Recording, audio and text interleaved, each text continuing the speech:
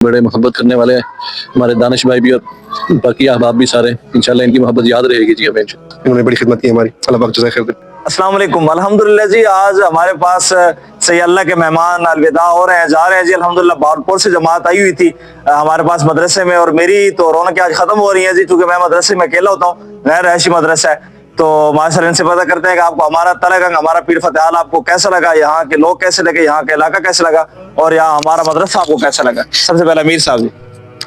माशाल्लाह जी, बड़े मोहब्बत करने वाले हैं हमारे दानिश भाई भी और बाकी अहबाब भी सारे, इंशाल्लाह इनकी मोहब्बत याद रहेगी जी हमें।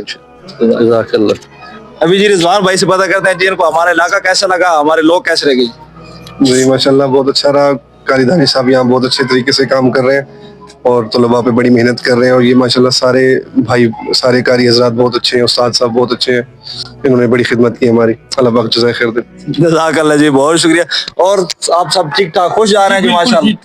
दुआओं की दरख्वास्त जनाब राना साहब और बात। बहुत शुक्रिया जज़ाकल्लाह। रिजवान भाई, आज दिल कुछ बोझल सा है। बहावलपुर से आई तबलीगी जमात को अलविदा करने का वक्त है। चंद दिनों की ये सोहबत दिलों पर निशान छोड़ गई।